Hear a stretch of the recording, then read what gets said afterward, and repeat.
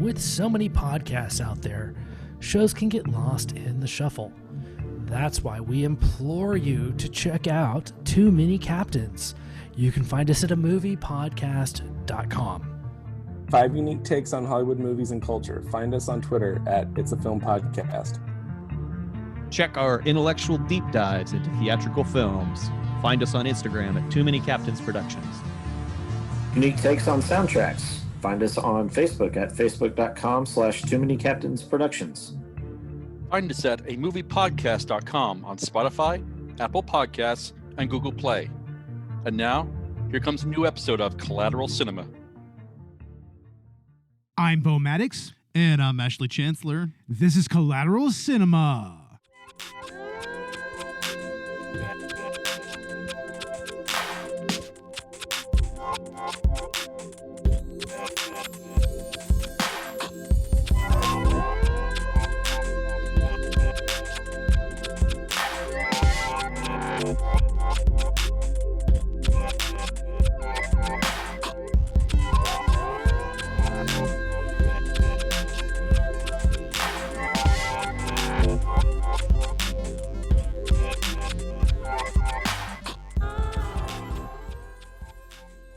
Welcome to the At the Movies edition of Collateral Cinema, the only movie podcast that matters, where we focus on good movies, bad movies, and everything else in between in the world of cinema. We are podcasting straight from somewhere in South Texas, and yes, my friends, we are a 420 friendly podcast, so whatever you have, smoke it if you've got it, my friends, and Wakanda forever, man. Wakanda forever, motherfuckers. Exactly. By the way, rest in power, Mr. Chadwick Boseman. Definitely want to just dedicate this episode to you, bro, because, ooh. Absolutely, man. I mean, it was so surprising to lose him the way that we did. I mean, I even remember when you texted with the information hey, yeah, Chadwick Boseman just passed away. And I'm just like, Black Panther. Seriously. Jesus Christ, it personally affected me. And I really think that they handled it not only appropriately, but exceptionally well, in my opinion, which we'll get into. But rest in power, King. His presence is definitely missed.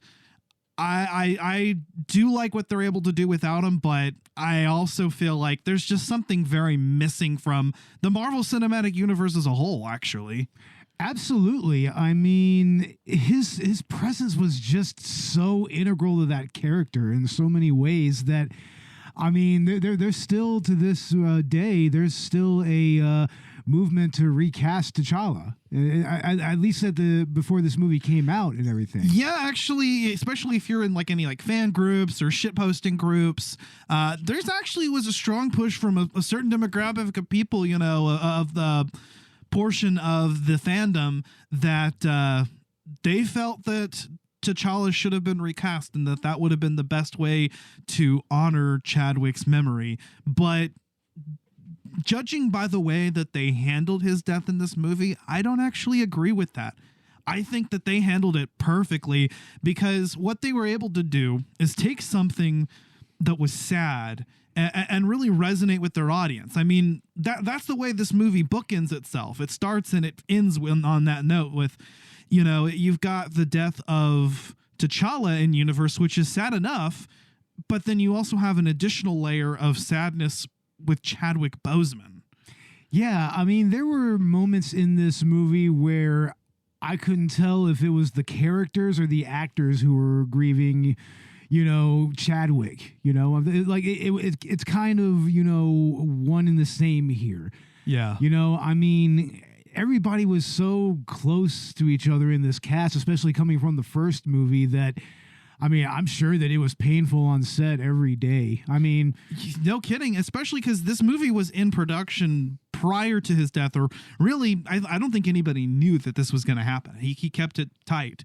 He kept it, as kind of a secret. And so nobody really anticipated this. And you can definitely tell that this script was written before. It was written with his character in mind and then modified. And that's not to say that they don't handle the death well, because they do. They actually handle that within the first minute of the movie, and In my opinion, I think they really did it as best as they possibly could have, because I was worried coming into this that it would feel cheap, that it's like, okay, this happened off screen in between movies, and, you know, how are they going to kill him off? Are they going to just use, you know, an illness? Are they going to, you know, like, how can they do this and it not feel cheap? But what they managed to do was kind of actually start with the moment that happened where other characters were at. And so, no, he's not on screen, but you're there with the characters that you've come to know from the first Black Panther movie, from Infinity War and Endgame, and you're able to kind of see their live, you know, real-time reactions to this event that's happening.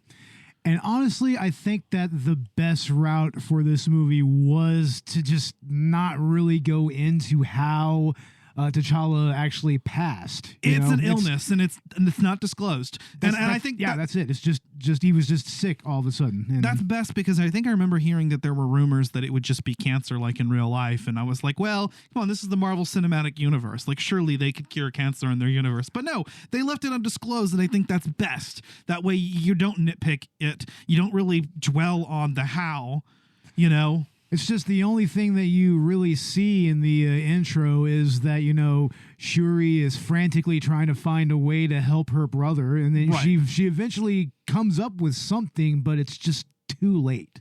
Exactly.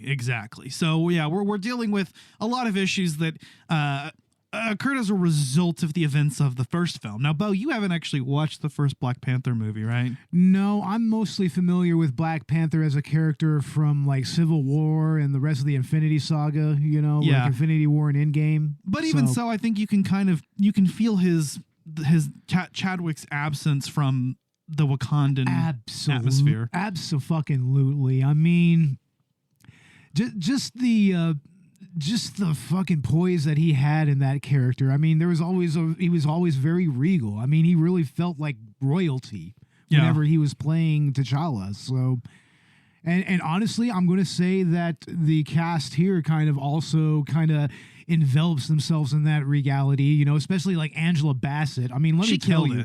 Yeah. She killed it. This is Oscar-worthy performance right here. I know that some people have issues with the MCU. I mean, there's a recent controversy with Quentin Tarantino saying some things about it, but there's still some great acting performances in the MCU, and this right here, this is top notch. I mean, she really put all of herself into this role, you know, which is a woman grieving the loss of her family. Exactly.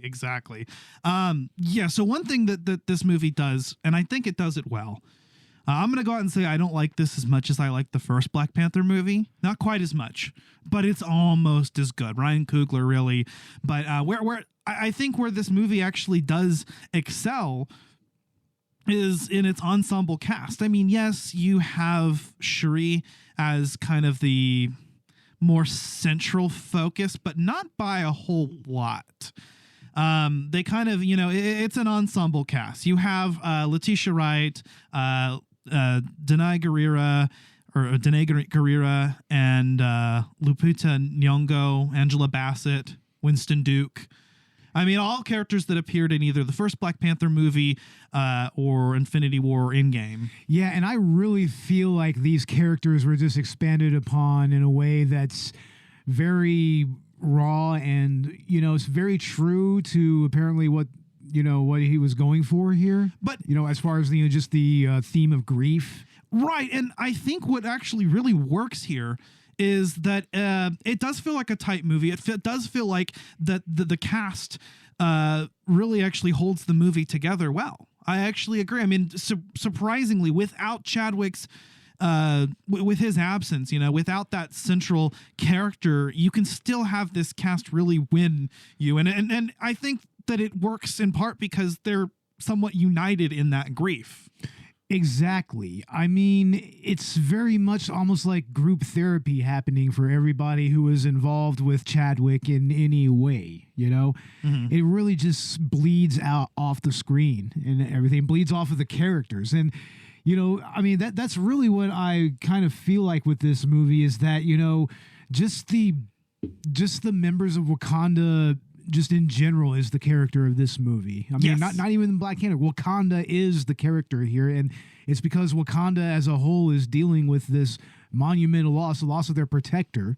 You know, their symbol of their independence from the world and everything, and just seeing them come together, like especially in that first scene where they're having that funeral, they're in the funeral garb, the funerary garb, and everything, and it's just a very powerful funeral march, but one that's still full of life. You know, it is. No, I actually really enjoyed it. But what's cool is that the nation as a whole kind of has that culturally, but you see, especially into the feelings of Shuri, who I feel like is a very different character than she was in the first film and the other movies.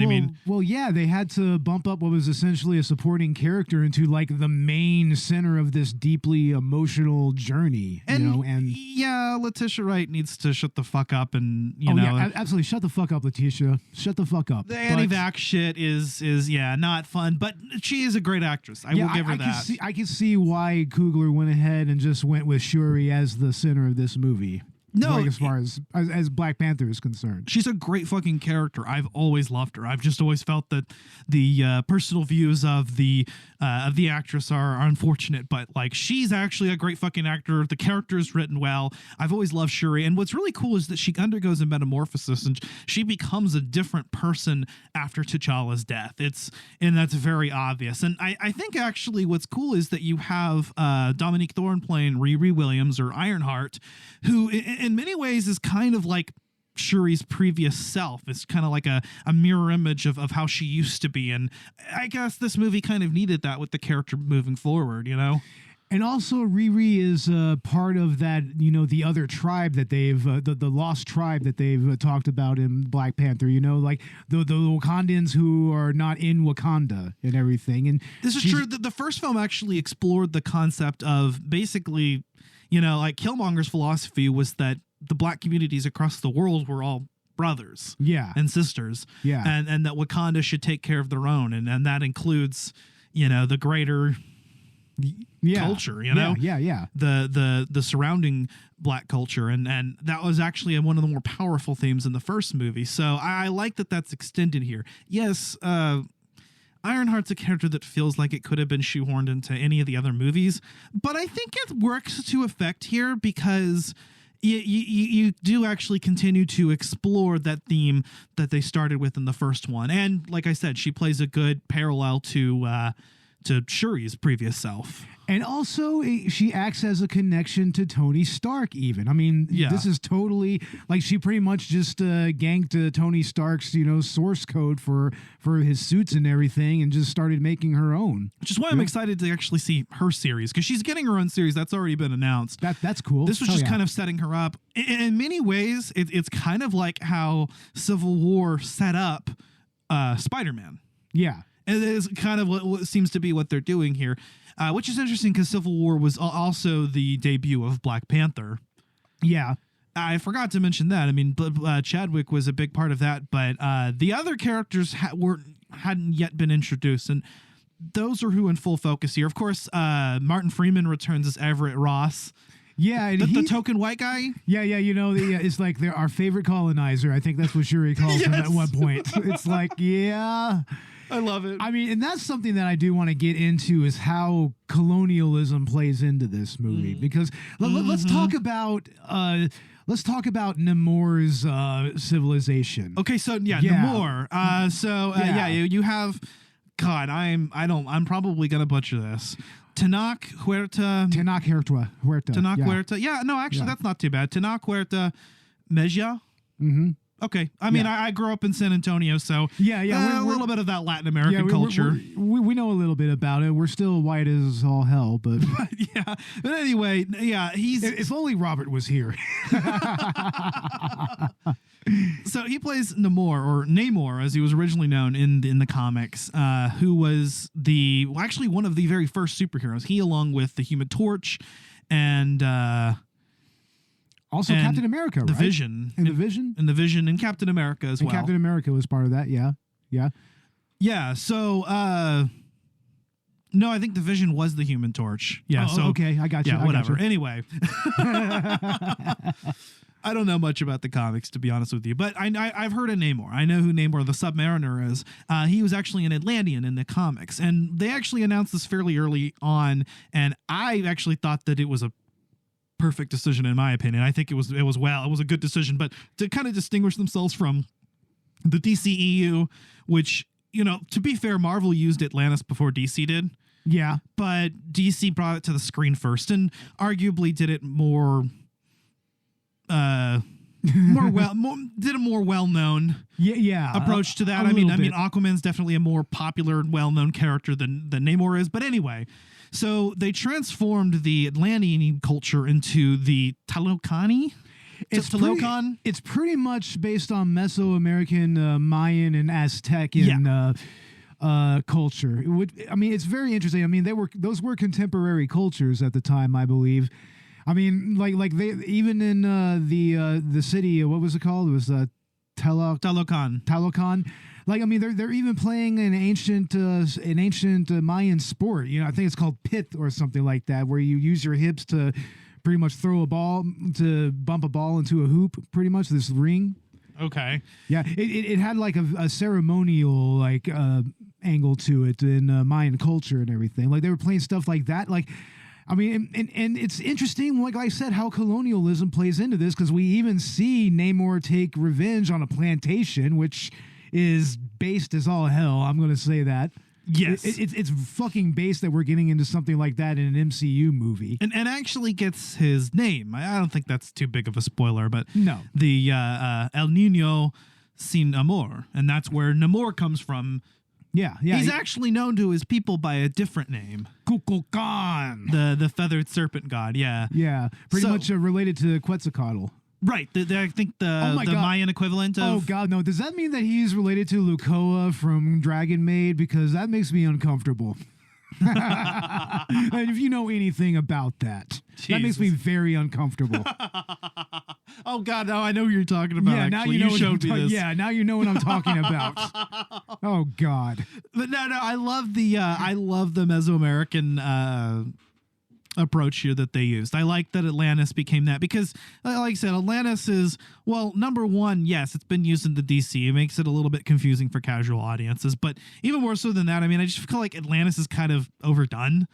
Although I felt like what this movie was missing was just a throwaway line where they were like, yeah, so Talocan is known by many names, Atlantis, blah, blah, blah. They could have done like a one of those, but maybe that would have been too cliche. I don't know. It would have been too obvious. Too on the nose. Plus, the best thing is that it's not, they didn't make Atlantis lily white here. You know, this is a Mesoamerican, like ancient Mayan culture that pretty much was left untouched underwater for like almost like a millennia. It actually works better with the overall narrative themes of the Black Panther section of the Marvel Cinematic Universe, or, you know, because the Atlanteans and the Wakandans, I think, always have been kind of to get like have been a thing, like there are clashes between those cultures, or I know at least Namor hates Namor hates the fuck out of T'Challa. Yeah, in the comics, from what I understand, he hates the fuck out of him. Bad blood between the nations and or rulers. But anyway, so they've always been kind of associated together. But I like how they kind of better fit that into the scope of the Black Panther mythos. Yeah. Plus, they could have gone the obvious route and just had, you know, Western countries invade, which they do have to a degree, but, you know, Wakanda just completely ganks them hardcore. Like those French soldiers, they just gank them, hardcore, and just capture all of them. Oh, hell yeah! But and I think they fucked around and found out. And I think that somewhere along the line, there's mention of a possible U.S. invasion of Wakanda, but I'm glad that they didn't go that route. You know, I'm glad that they didn't. I felt like it would have been far too obvious. I mean, and, you know, of course, Wakanda would have wiped the floor with us. Yeah. Let's face it, Wakanda would wipe the floor with the U.S. military. Most all Western militaries Wakanda would have wiped the floor with. They've made it clear that Wakanda sees the rest of the world as the advanced, developed world as primitive by comparison. And they know that the U.S. and other Western powers are going to want what they have. Yeah, you know, and that kind of plays into the story of this movie.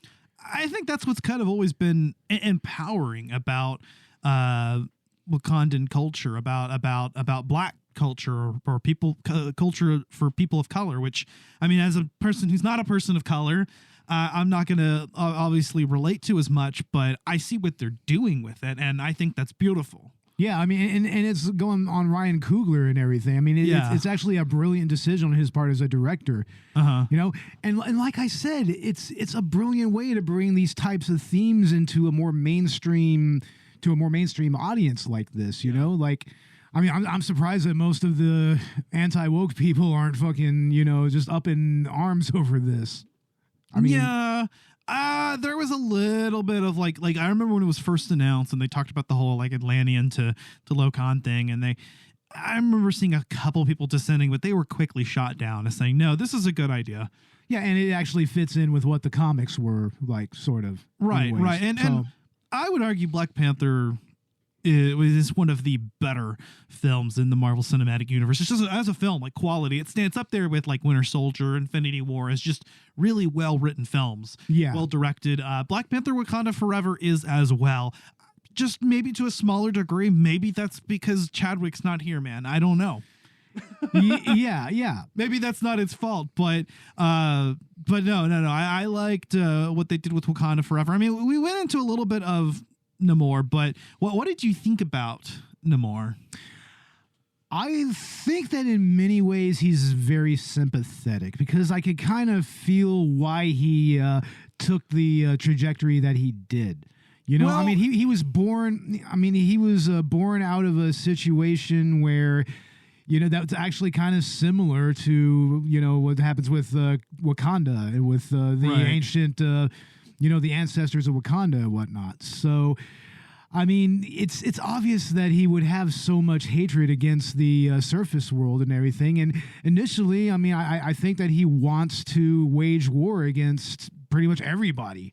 Yeah. I think he just gives Wakanda a way out first. But, you know, it's interesting to me, especially since he's coming from a civilization that's still very much kind of stuck in time in its own way, but still kind of has its own technological like advantages, you know, like the masks that they make in order to breathe on land and all that, you know. Yeah. And also those water grenades that they have, like those are devastating. They have their own version of the advanced technological culture, but the difference with the Telokani is that they are all they're all superhuman. They all have abilities. See, in Wakandan culture, only the Black Panther drinks from the heart-shaped herb and gains the powers. Yeah. In the Telokani or Atlantean culture, they are all superhuman, and Namor is actually a mutant among this superhuman species. Yeah, isn't he technically going to be the first mutant in the MCU, like officially? Yeah, officially. Well, unless you count Professor X in Multiverse of Madness. I don't know if we can count that 100%. From another universe, but I mean, as far as what's been seen in the MCU, yeah, that was the first mutant, and Kamala Khan is a mutant as well, so... Yeah. No, not actually the first mutant in the MCU, but one of the first. Actually, I think Thanos is technically a mutant, but I don't think that's been established in the MCU yet. But okay, they'll probably make that a thing. But no, I like Namor. I think that he's a compelling character, you know, mainly because of his connection to what happened to his people. Right. Well, and he's another sympathetic villain, and I think that's where the MCU shines strongest with its villains. Is the Marvel Cinematic Universe is known for, in some of the more forgettable films or the in-between films, the films that had forgettable villains, that they were not well developed, right? They were forgettable, but when they have good villains, they're really good. And you have sympathetic villains like Killmonger, like Namor, like Thanos, Loki, even Thanos to an extent. To an extent, Thanos is even kind of sympathetic. Yeah. So that's what makes the best villains, the best characters that are villains. And Namor has always been an anti-hero. That's kind of been his thing. So it makes sense that he would start out as a sympathetic villain, opening up for appearances in the MCU where he might actually join forces. Of course, that kind of depends on the outcome of this movie, obviously. Obviously, yeah, and also how Phase 5 starts up. Right. Yeah. But I think that there's a lot of promise with the introduction of this character and this entire culture that comes with it. And I think as far as sympathetic villains go, it's hard to beat Killmonger, but Michael B. Jordan's is great. Because Killmonger had a fucking point. He had a fucking point. Yeah, it's like, why not use Wakanda's technology to that end? Why not? Namor has a point. Namor has a point to his own right. There's a little bit of, and actually, again, like Killmonger, there's a little bit of madness to his method, right? There's it's like the lengths to which he's willing to go to achieve that outcome, but he ain't wrong. No. I mean, he's kept his people alive for as long as he has by maintaining their culture or their civilization as a secret. Wakanda had done so for a while, or at least had maintained its secret as a highly advanced civilization until 2018's Black Panther, in which they come full force to the world. And that's the backdrop for which this movie is set, is a Wakanda that's promised to share its resources, but still can't trust the world with its weapons of mass destruction in the form of vibranium. As they shouldn't, because God damn it, they already have a Western superpower. I think it was France. Sending tactical operators to fucking take them on. And they weren't having any of that. And this is what happened to Wakanda. These are the consequences of the decision T'Challa made, for better or for worse, at the end of Black Panther. And we thought, it's a great thing that they have the means to take care of their black brothers and sisters across the world, the globe in general, to an extent, but now it's like, okay, but here are the consequences of that, and Atlantis Talokan is not going to suffer that fate. No. So and that's actually what starts this whole conflict, is that the world is becoming a different place. The Marvel Cinematic Universe has seen that over the last 10 or 15 years in universe. 20 probably. It's such a different place now. I mean, you just don't know who's going to be there and who isn't. Yeah. At this point, that's just kind of the trajectory that Phase 4 really took in many ways. Yeah. Like even making people that were previously part of the Avengers and actually took on Thanos and everything and made them villains. Like for instance, Scarlet Witch. Mm-hmm. Yeah, I think it's been cool to see where things are transforming. And with Ryan Coogler returning to direct Black Panther, it does feel very much within the same context as the first film, but it's where is Wakanda now during this phase of the MCU, during the multiverse saga? I mean, there weren't really any references to the multiverse. I'm trying to remember if they even referenced the snap at all in this one. I don't think so. I don't think there's any reference to it. They did. Because they mentioned Nakia being gone. Oh, yeah. You're right. For 5 years, which you think is because, or at least I was thinking might be because she was snapped away. But then, oh, wait, maybe there's another reason for that. Yeah. Yeah, we're not going to go into spoilers. No, we're not going to go into that. But yeah. Here's my question, Ash. How do you feel this movie works as the end of Phase 4? And what do you think of Phase 4 in general? Honestly, I've liked Phase 4. So I'm going to go out in here and say this. In fact, I think Simu Liu said it best, because obviously Marvel films have kind of come under fire a little bit lately. You've got filmmakers, whose opinions are usually important, Scorsese and Tarantino. Scorsese was right. Scorsese was fucking right. I don't care what anybody says. I know that Marvel movies are kind of seen as the fast food of the industry right now, but I think Simu Liu said something really great. This is Shang-Chi, actually. So another Phase 4 film, a good one, mind you. Yeah. One of the best ones this phase. But if the only gatekeepers to movie stardom came from Tarantino and Scorsese, I would never have had the opportunity to lead a $400 million plus movie. I am in awe of their filmmaking genius. They are transcendent auteurs, but they don't get to point their nose at me or anyone. No movie studio is or ever will be perfect, but I'm proud to work with one that has made sustained efforts to improve diversity on screen by creating heroes that empower and inspire people of all communities everywhere. I loved the Golden Age too, but it was wide as hell. There's no denying that. I mean, yeah, they would never, and we know what kind of place someone like Simu Liu would have had in the fucking golden era. We've seen those roles, for Asian people. No, So, yeah, I mean, like with the Mandarin, for instance, which is brought up in that movie, and I think that it's important that that's especially relevant here with Wakanda Forever. Tell me how to best protect Wakanda. Without the Black Panther, Wakanda will fall. My ancestors would often say, only the most broken people can be great leaders. My enemies call me Namor. They came from the water. He has superhuman strength. I need to know if Wakanda is an ally or an enemy. You can come and find out. Let our gracious response to this incursion be an olive branch. Further attempts on our resources will be considered an act of aggression and met with a much stiffer response.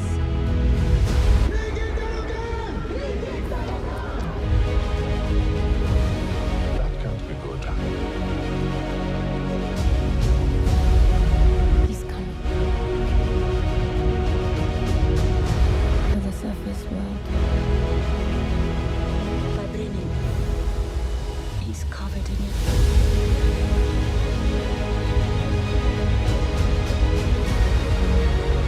His people do not call him General or King. They call him Coogler, the feather serpent god. Killing him will risk eternal war. My mother told stories about a place like this. A protected land with people that never have to leave. That never have to change who they were. What reason do you have to reveal your secret to the world?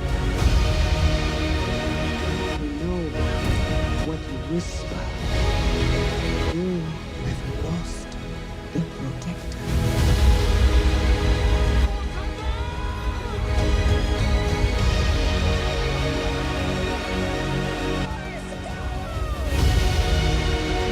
Let the big Valhalla storm stop us from doing what is right. No more.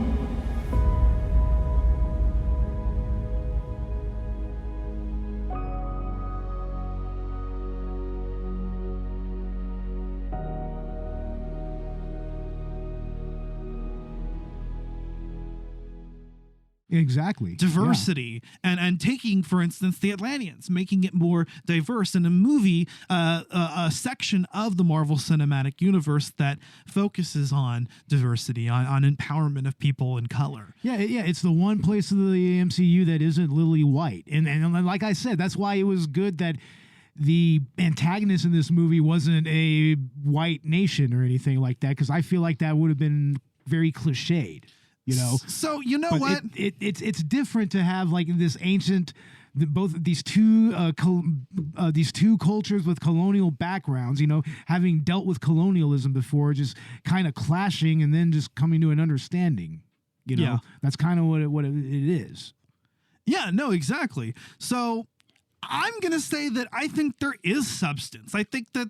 Honestly, I'm going to say that the Marvel Cinematic Universe to me is more than just fast food. I mean, some of my favorite movies of all time are Marvel movies. And I just, I think that there is substance here. And the Black Panther movies represent that as well as any of the better examples, if not more so.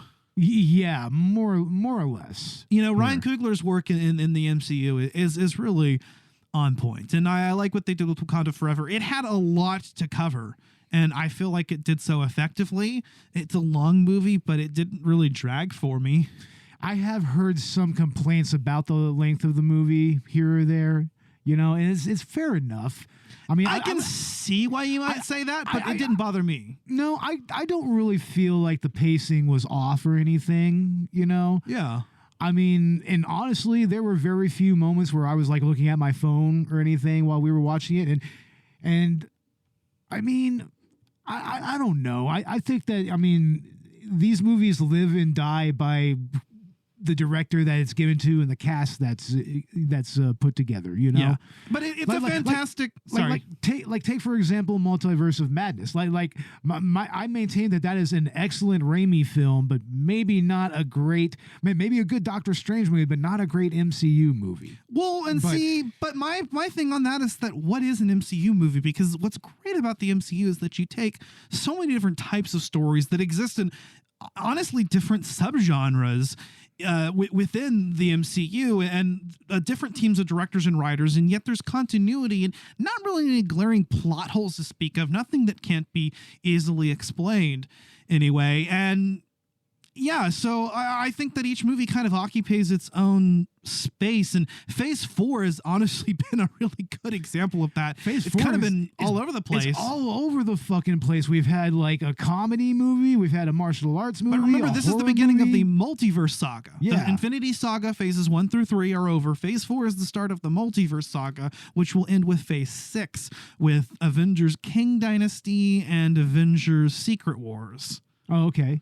I got you. And I'm excited for those because that's going to be our next crossover event. But I liked Phase 4. I don't care what you guys say. Okay, first off, Black Widow was fine. I liked it. It was decent. It was a good little spy thriller. All right. Shang-Chi was excellent. One of the better films in the MCU. Didn't see it. Eternals was mediocre. Not nearly as bad as everyone says it is. Honestly, I really have no desire to see Eternals. It's fine. I actually was fairly invested in it, and I'd like to give Chloe Zhao, I think. I'd like to see her take another shot, and I'd like to see these characters come back and maybe try to make a better impression. But yeah, no, Eternals was fine. Spider-Man No Way Home is one of my favorite films of all time, if not my favorite film. I'm kind of that was a highlight, and I'm stuck between that and like The Room and The Princess Bride. But like I said, I feel that's just a better Spider-Man movie than anything. Yeah, it's like, once again, that's another movie that I think as an MCU movie, it's like but as just a straight up Spider-Man love letter, it's so spot on. Yeah, Multiverse of Madness, fucking great Raimi movie, and I think that I think it was exactly what I wanted to see out of that movie, out of a Doctor Strange multiverse Raimi movie. Yeah. Taika Waititi, I thought killed it with Love and Thunder. I thought it was very much the same thing as Ragnarok. Ragnarok again was a little bit better. I think it's a good comedy. It's a good comedy, but I mean, I understand why people were just like, okay, I think that we are kind of done with that, and that's why it's good that they ended it with Wakanda Forever, with something this serious and with this much gravity. Right. It's a good juxtaposition there. And I think Wakanda Forever is always kind of a parallel there, because it's like I love both these films. I think that they're very much in the same thing, but the first one's just maybe a little bit better. I feel that way with Ragnarok and Love and Thunder, and I feel that way about Black Panther and Black Panther 2. Yeah. That they're both phenomenal. The first one's maybe a little bit better, but the second one, that doesn't take away from it. Yeah. It's just that this one maybe had something a little bit more special. Black Panther 1, that was Chadwick Boseman, I feel like. But I digress. Black Panther Wakanda Forever, it's a perfect send-off, I think, for Phase 4. I mean, technically, the actual send-off was the Guardians of the Galaxy holiday special. I just watched that today, and it's excellent. So funny, so good. Yeah, that's kind of the other comedy of the MCU is the Guardians of the Galaxy. It's like that's always a funny. That's always a funny couple of movies, right? James Gunn's fucking amazing wherever he goes. He's awesome in the DCEU with the Suicide Squad and now Peacemaker. Now he's heading up the DCEU. Rightfully so. He's the head of it now. Peacemaker and the Suicide Squad are easily some of the best superhero works I've ever seen. So are the Guardians movies. So was the holiday special. Werewolf by Night. That was like a Marvel, that was the Halloween special. Yeah. And that was like a Marvel's version of a old school monster movie, all shot in black and white. Fuck yeah, kind of like a Universal monster movie. Hell yeah. And that was fucking awesome. Werewolf by Night was really good. I fucking loved Whoops. I fucking loved it. And I also thought all of the TV shows were great. Standouts for me were Loki and Moon Knight. Yeah. Those are some of the best works in the MCU as a whole. But I mean, I loved WandaVision. I liked Falcon and the Winter Soldier. We have a black Captain America. So fuck yes. Damn right. Damn straight. You know, Ms. Marvel, She-Hulk have all been really, really good TV series. I've liked all of them. I've enjoyed all of them. I will defend it. I think Marvel Phase 4 is actually great. I have zero issues. I think the only low point for me was Eternals, and again, it's not nearly as bad as it's for me. It's like it's right there with like Dark World or Iron Man 2 or 3. It's like I still think they're fun films. They're just not as good as the rest. Yeah, I can see that 100%. But yeah, no. But Wakanda Forever and as well as Black Panther 2018 are phenomenal. They're actually not even arguably better. I mean, they are among the better parts, better directed, better written, standout films within the Marvel Cinematic Universe. They, I think, embody probably the most substance. Yeah, I definitely like all kinds of substance. But I mean, you were going to definitely get that with Ryan Coogler. Yeah. Oh, what if? But Chadwick actually was able to contribute to that. He had recorded his What If stuff before his passing. So that is his final performance as T'Challa. As T'Challa, probably his final performance ever. I mean, wow. Yeah. Yeah. Wow. Yeah. But yeah, no, actually, he has a couple of few episodes in What If, and What If was awesome. But I love it does break your heart a little bit because there's an episode, for instance, where he's actually Star-Lord. Oh yeah, I heard about that one. Yeah, he becomes Star-Lord instead of Peter Quill, which I guess catered to the internet's collective hatred for Chris Pratt, which.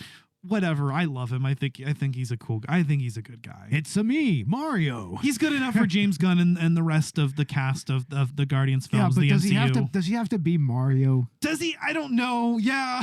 Does he have to be Mario, man? Man, we should have just used Charles Martinet. I actually agree with that. But yeah, I'm looking forward to it anyway. I could kind of see why they would go elsewhere other than Charles Martinet because. I mean, we're talking about a fucking movie, a full-length movie. It's like, can Charles Martinet carry a movie on his own? Can he do that? That's a good point. So that's the only reason why I would see why they would want to go with Chris Pratt. But yeah, Charles Martinet, he's the original Mario. I mean, you got to have him involved somehow. You know what? I think everybody's judging the Chris Pratt performance off of like 2 lines. That's true. I couldn't even determine fully if he was going for like the Brooklyn thing. And I think he is because I wanted like one of those lines was definitely delivered that way. So if he's going for the Brooklyn thing, like so he's going for a Lou Albano. The Lou Albano, I'm totally cool with it if he can do it. If he can channel Lou Albano, that'd be great. I mean, that would work. But anyway, I think that counts as some good final thoughts on this movie. Honestly, and with hatred with shade on Chris Pratt. Yeah, since this is an At the Movies, should we give it a review? Give it a review, a rating. A rating, I guess. Because I know what I would give it. Okay, what would we give it? Yeah, straight up. What should we do? Out of 5 or out of 10? Out of 5. 4 out of 5 for me, easily. Or sorry, 3.5 out of 5. That's what I'm saying. The first movie was a 4 out of 5.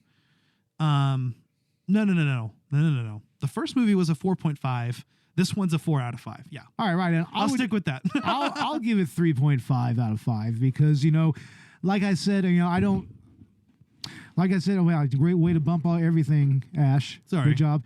By the way, we're releasing this unedited, so you're going to hear that, ladies and gentlemen. Yeah, we are. Yep, exactly. What was the question again? You distracted me. So I say this one's a 4 out of 5. Oh yeah. The first movie was a 4.5. I give it a 3.5 because I just never saw the first movie. So yeah, that's fine. Yeah, fair enough. But yeah, no, straight 4 out of 5 for me. It's great. Obviously, it's not going to be my favorite in the MCU overall because those spots are taken by Spider-Man No Way Home, Avengers Infinity War and Endgame, of which Chadwick was a big part of. Yeah. But I think that this easily falls into one of my favorite like solo films in the MCU. along with the first Black Panther. That one a little bit more so. Yeah. And yeah, Ryan Coogler, I would love to see what he does in the future if he continues to direct Black Panther. Or, hear me out, Michael B. Jordan's directing Creed 3, right? So maybe give him a chance with the MCU. Maybe have him head the Wakanda series that's coming out if that hasn't already been cast. Or I don't know. Interesting. Have him involved, have him help write, or I don't know, because evidently he's kind of coming into his career, and it would be a perfect way for him to continue on with the franchise and not have to keep bringing the character back. Yeah. You know? Yeah, that makes sense. Yeah. But anyways, I guess that's we can start wrapping things up now. Okay, yeah. Well, what are we doing next? The Goonies, right? We are doing the Goonies with Lydia, Jen, and Naomi from Shocked and Applaud. We're going to have them back on the show. That's going to be a lot of fun. It's always fun to have the ladies on the show. Yeah. You know? And we did Rocky 2 this month. That was a lot of fun. Yeah, and that is currently out right now. If you want to listen to that, I mean, just find it on your favorite podcast app. We had a commentary out on Bloodsport as well this month. That was good stuff. Yeah, check us out on Patreon. We have $1 and $5 tiers, and we have full-length feature commentaries. And in the future, we will start releasing episodes early. Like, I'm thinking maybe after the first of the year, we'll start doing that on the Patreon. Mm-hmm. You know, and also check us out on Good Pods. Give us a good rating there. Like, we can rise up the ranks and up the charts there. Also, give us a 5-star review on Apple Podcasts. That's also important. That will definitely help us out. And you can find us on pretty much your favorite podcast app: Spotify, Google Play, Apple, all that good stuff. Hell yeah. And also find us on YouTube. Find us on YouTube. We're on all social media channels to really speak of: Facebook, Instagram, and Twitter, as long as it's a thing. As long as Twitter is a thing, who knows? I don't fucking know anymore. We have a Facebook group, Collateral Media Podcasts, where you can actually interact with us. This upcoming month, December, is going to be fun. We're doing a lot of holiday content. We're doing our Bad Movie Month. Oh, yeah, that's going to be fun. Love Guru and I Am Here Now. Yep. Those are going to be our numbered episodes this upcoming month in December. And our holiday special will be Kirk Cameron Saving Christmas with Josh, Captain Nostalgia Berkey from Victims and Villains. Always fun to have him on the show as well. I mean, our holiday episode is always a good time. Yeah, our annual tradition. We team up with Victims and Villains, and that's I'm looking forward to the rest of this year, closing out 2022. Yeah, it's always a good time whenever we close out the year. It's just like that's usually like the halfway point of the season. So and it's the end of the year for Marvel content as well, which is cool because at the beginning of the year we are opening up with Phase 5, Ant-Man and the Wasp: Quantumania. That'll be interesting. I guess we'll go and see that and everything. I think that's one of the ones we should do. It's the opener of this season. I think we should probably do the opening and ending feature films. We don't have to do every superhero movie that comes out, but at least the opening, each phase bookend films and the ones that we really care about. Yeah, definitely. Ant-Man would be one of those naturally, even if it wasn't an opener. So I love the Ant-Man movies, man. They're awesome. And I think all the choices we made this year were appropriate. I would love to talk about Shang-Chi later, though, because it's a great movie. Yeah, I would actually like to check it out. Yeah, we should definitely check it out. But with Collateral Gaming, we just got our episode out on Stray this month, and we are closing the month out with God of War Ragnarok, our spoiler-free game launch edition Part 1 review. Part 2 will actually be our holiday special, and that's where we're going to be going into full spoiler territory.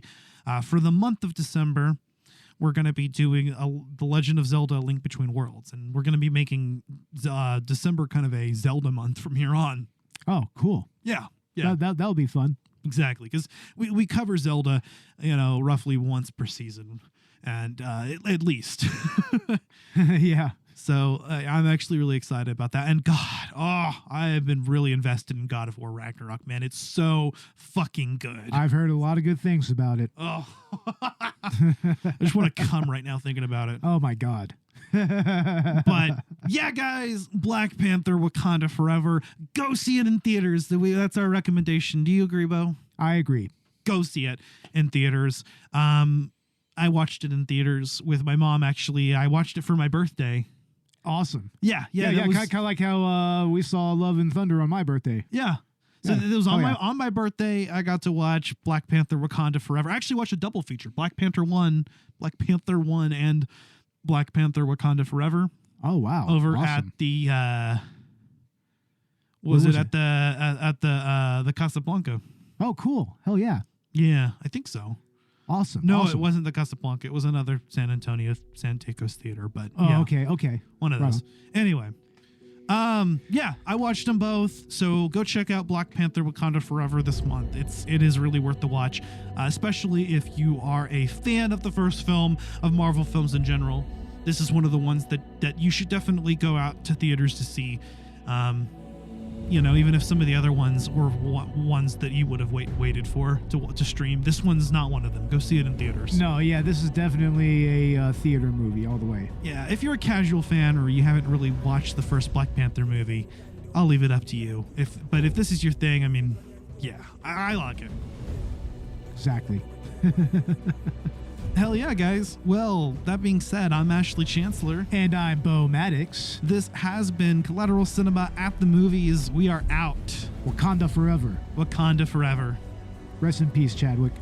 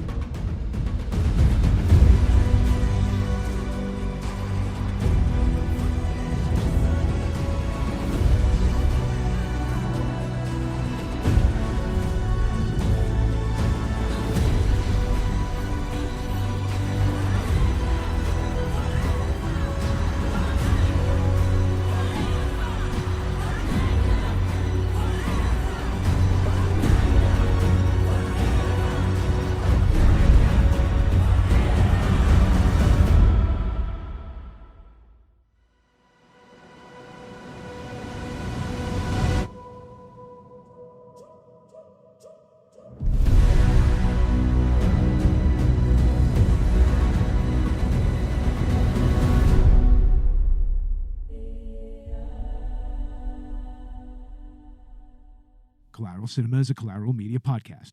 All music and movie clips are owned by their respective creators and are used for educational purposes only. Please don't sue us. We're poor.